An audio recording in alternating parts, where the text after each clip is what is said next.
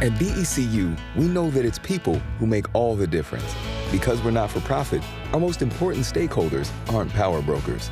They're everyday people, people like you. It's our members who make money meaningful, so we focus on helping them thrive. It's the art student bringing beauty to his community that makes a college loan matter. It's the mother building her family's foundation that makes a mortgage matter. It's people that make BECU matter. People like you.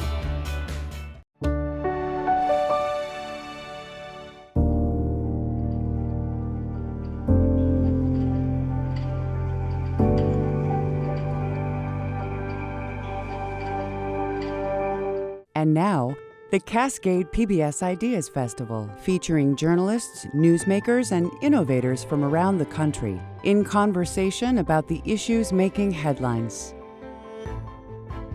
Thank you for joining us for One Thing with Jeff Flake, moderated by David Rind. Before we begin, a special thank you to our stage sponsor, BECU.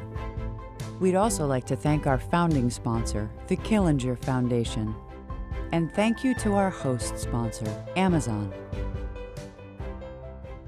Hey everyone, welcome to the Cascade PBS Ideas Festival. I'm David Rind, the host of CNN's One Thing podcast. And on our show, we've been doing our best to make sense of the second Trump administration as the president works to reshape nearly every facet of American life. I've been talking to so many regular folks who have been directly impacted by all this news to see it through their eyes. But I thought today it would also be good to hear from someone who has experience in grappling with Trump and the way he has fundamentally reshaped the Republican Party. That person is Jeff Flake. He's a former Republican congressman and senator from Arizona.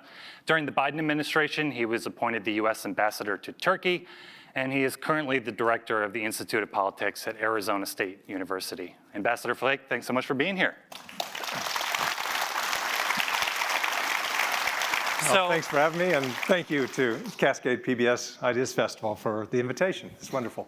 So it's no secret that you have been a very vocal critic of President Trump, going all the way back to his first run for the White House. And that criticism angered a lot of your Republican colleagues, some in the Republican base, so much so that in 2017 you announced you would not run for re-election. You said it became clear you just wouldn't be able to survive a Republican primary in Arizona. And I want to go back to something you said on the Senate floor when you announced that retirement. You were talking about the populism that had taken hold in the party and this general, instinct to govern by anger and resentment. And you said, quote, "This spell will eventually break. That is my belief. We will return to ourselves once more.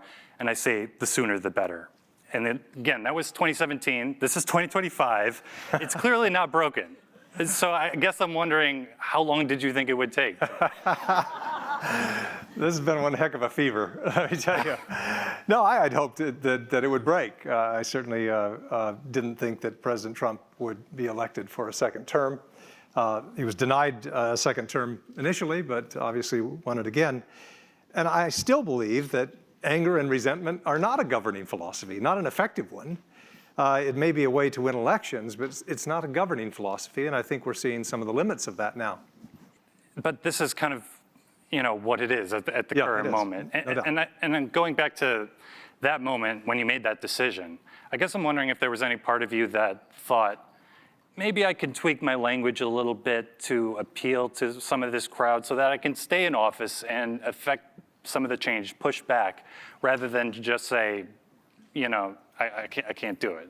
Like, did you ever think about that? Oh, every politician thinks about that.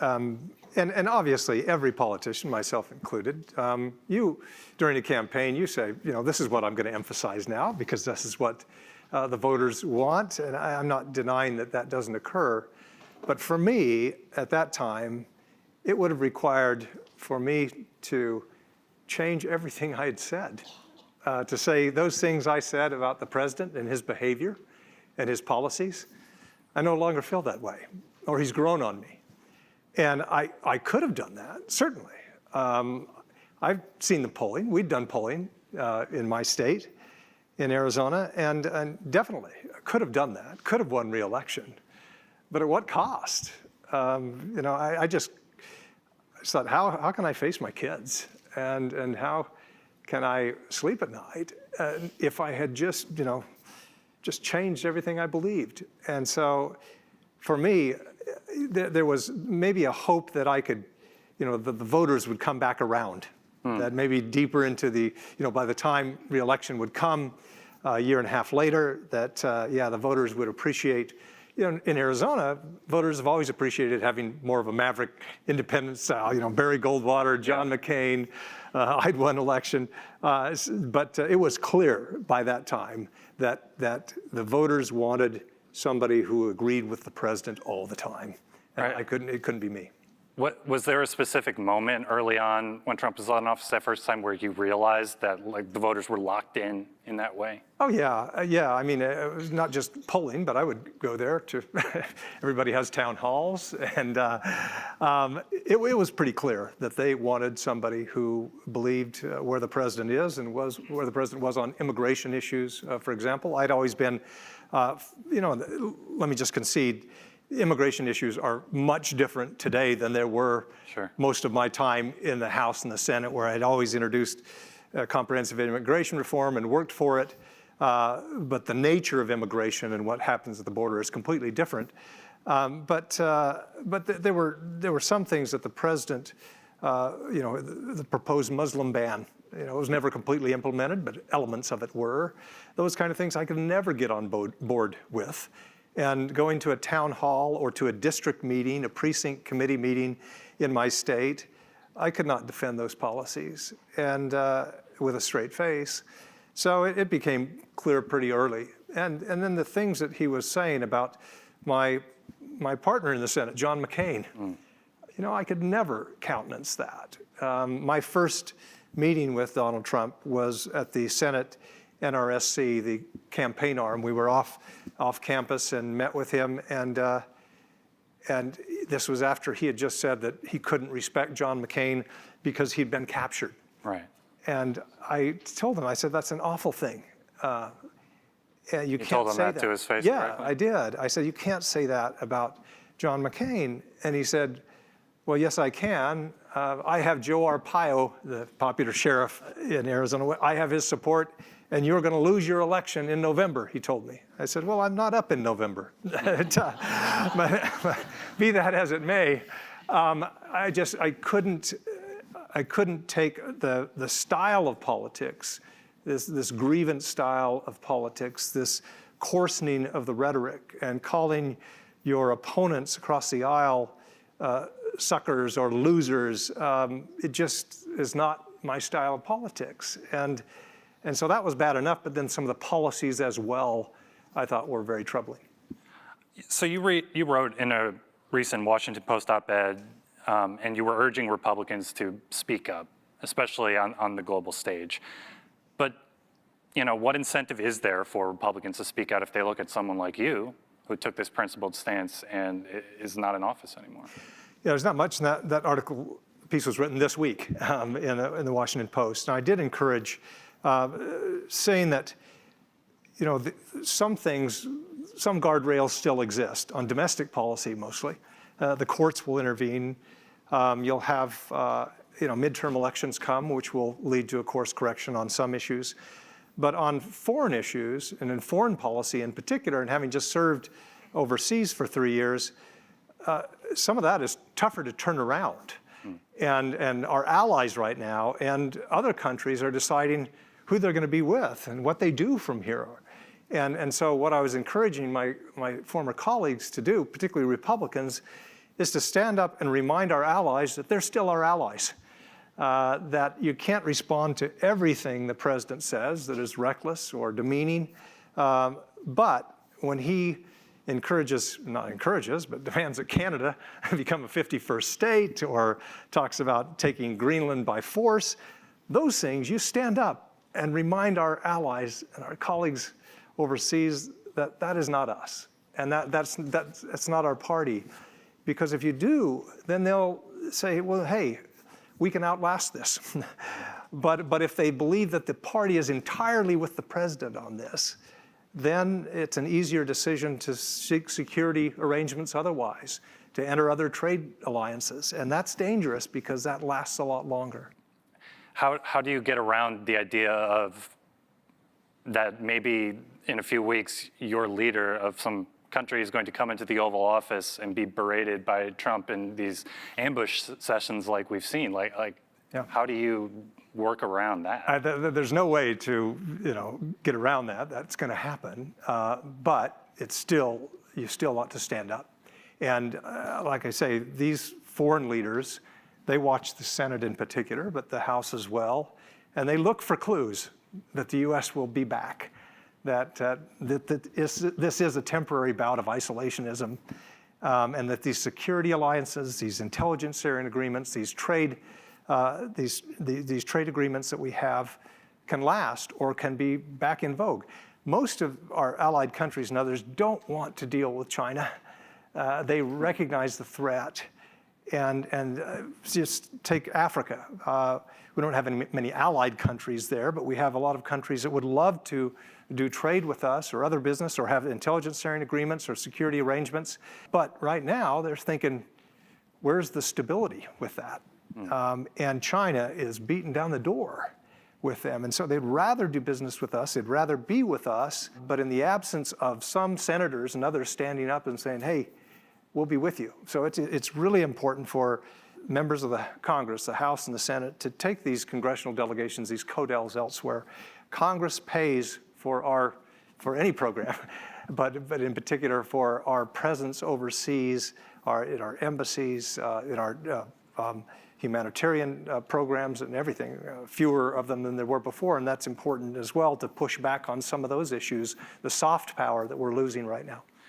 Is the way that Trump is kind of trying to negotiate the end to these various conflicts around the world, this direct one-on-one style, where he says it's probably going to have to end up with him and Putin in a room somewhere. Can that be effective? It can be, but you have to understand who Putin really is. And I'm not sure that the president has come to grips with who he is. Well, it really struck me the other day when he said that Putin had gone crazy, after a recent bout of rockets, as if this hasn't been going on for years. Yeah, and he said that I've come to the conclusion that he wants to take all of Ukraine. Well, I think he made that crystal clear back in February of 22. So yeah, I think it can be effective. And let me just say, some of the things the president has done overseas lately, I have applauded. Like what? Him going to the Middle East and meeting with the Syrian leader, Jalani, and saying we're going to relieve sanctions on this new Syrian government. That was the right thing to do. If they don't hold true on their commitments, then you impose the sanctions again. But you have to give them a chance. And that, with President Trump, some of his instincts sometimes are very helpful and useful. And I always said, as ambassador, I wanted a president who would be able to pick up the phone and call a world leader. Trump kind of has that instinct to just pick up the phone and call, and that can be useful. It's usually good to have a note taker and to not make promises that you can't keep or whatever. That's another thing. But just that instinct is good. And so Trump's instinct to say, hey, I'm going to go and negotiate this isn't a bad thing. I said, deal with Iran. You have to. Deal with, go into Syria and relieve the sanctions there. Give them a chance to move forward. Those are good things. But there needs to be some underlying strategic principle, and sometimes that's absent from the moves of the president. Do you get the sense that, at least when it relates to these wars, Gaza, Ukraine, that he just wants them to be over, and not so much the moral standing of the particular conflict? You get that in particular with Ukraine right now. Just get it done. He said 24 hours, obviously, that didn't happen. We're a long way into it, and we're no closer to any negotiated settlement than we were before.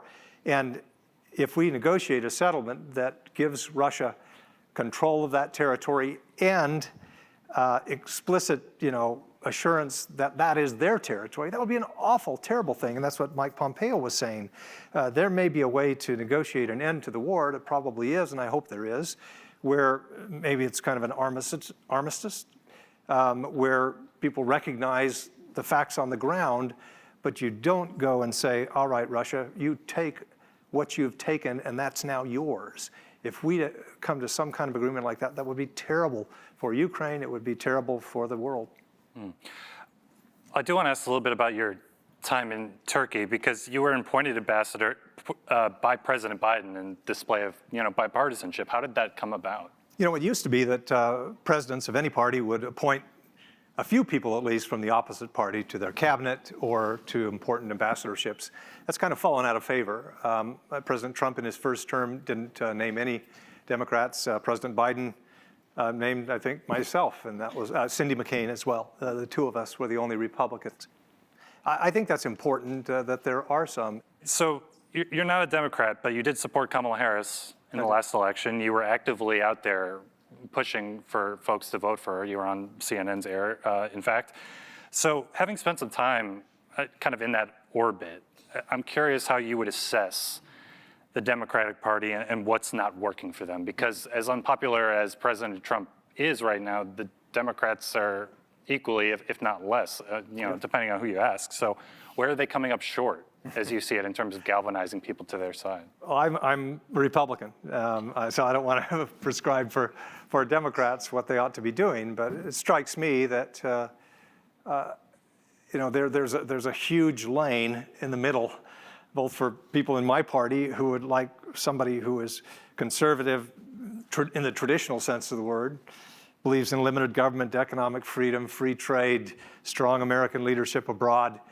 There's a huge group in the middle, and I think a lot of the Democrats believe kind of that same thing as well. But I do think that Democrats, in the last election, I think it was very effective for President Trump in his campaign to pick out certain examples on some social issues where Democrats are just with 20% of the country and not 80% of the country.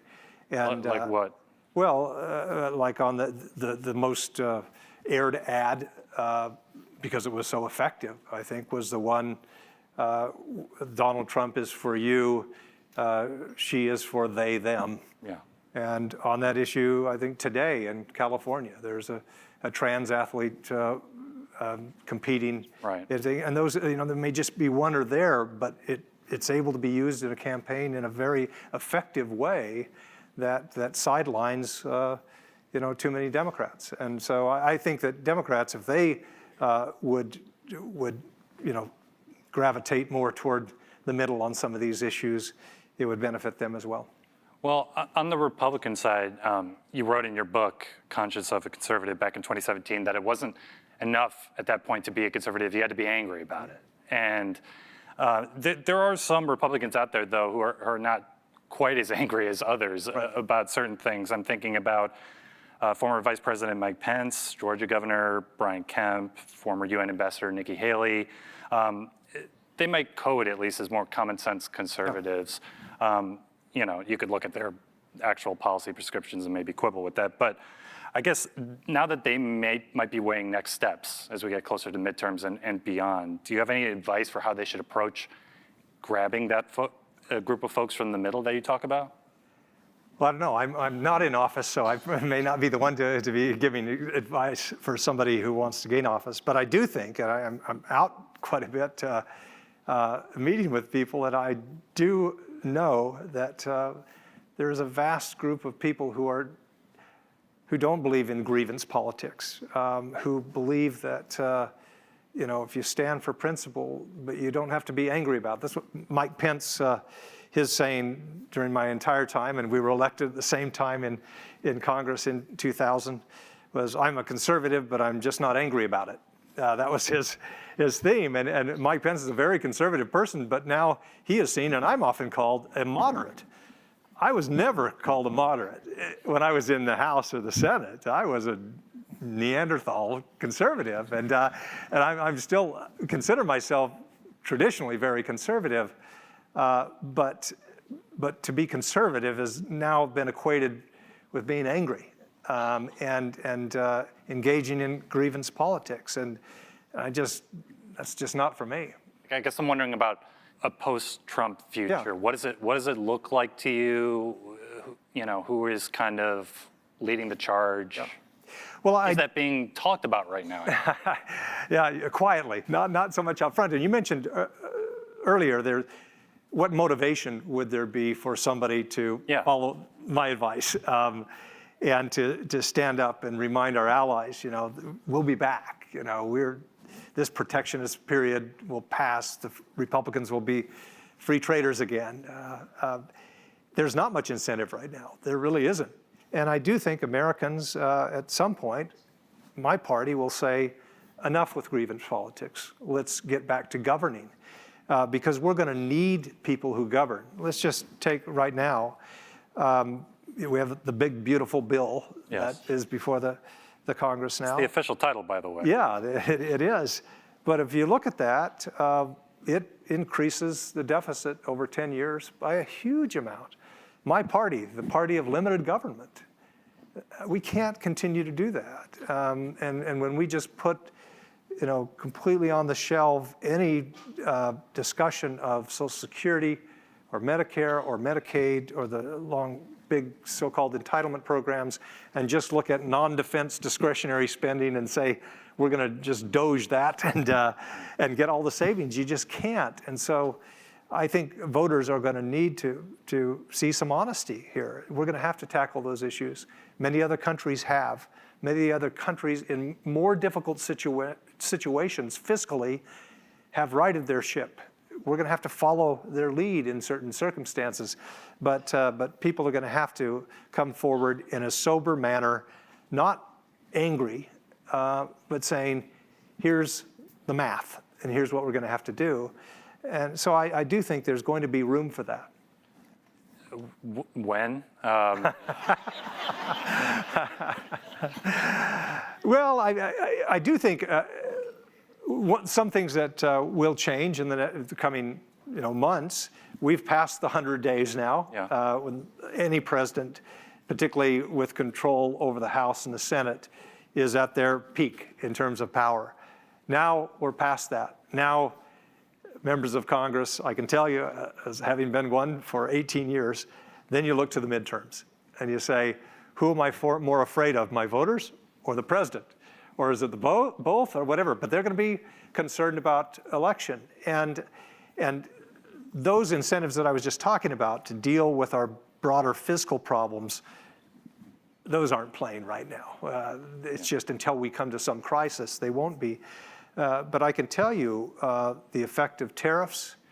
Tariffs are inflationary. There's no way around it. And to the extent, if the president is successful with tariffs, in imposing higher tariffs, then it's going to mean higher prices. And that's going to be a difficult pill for voters to swallow. So there will be different motivations for members of Congress to look at over the next year and a half. I want to ask about some of the moves Trump has made on college campuses and international students, because you're doing work now for at Arizona State.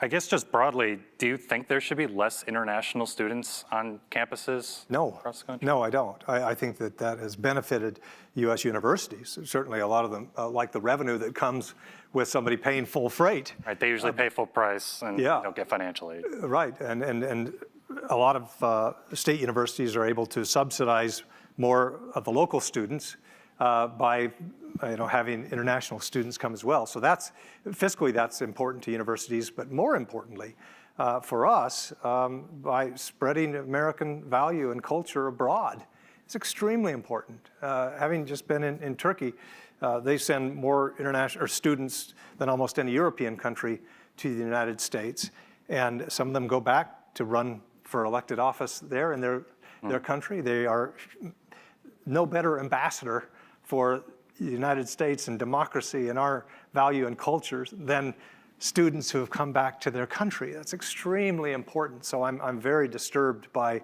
where we're going with that. I recognize the need to be sure that a Chinese national who comes isn't looking for intellectual property theft or whatever else. Yes, go after those individually, but to put blanket bans on students coming is a very bad move in my view.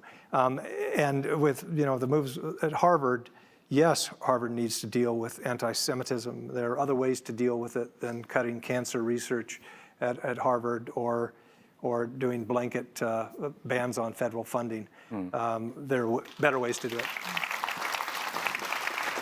Yeah, I mean, on the security front and the reasons that the administration is putting forward for why they're revoking visas or increasing social media vetting, they've repeatedly said they would use participation in pro-Palestinian protests as a basis to deport or revoke visas of students. Do you think that's a legitimate reason to revoke a visa? If somebody comes here and participates in protests that impact somebody's ability to get an education, that's one thing. But simple free speech favoring the Palestinian cause is probably in a different category. So, yeah, I mean, if it leads to violence or, like I said, negatively impacting another student's ability to get an education, that's wrong, and they shouldn't be here to do that. But simply expressing their free speech, let's face it, a lot of people, just having lived in Turkey, there's a 97% Muslim country. And they feel very strongly about what's happening in Gaza, and we have to recognize that the entire world doesn't see it exactly as we do. Before we go, I have to ask you, do you have any plans to run for office again? You know, just you and me. You don't have to worry about that. I don't even think they're recording this. It's tough to see a place. I served 18 years in Congress. That's a good time.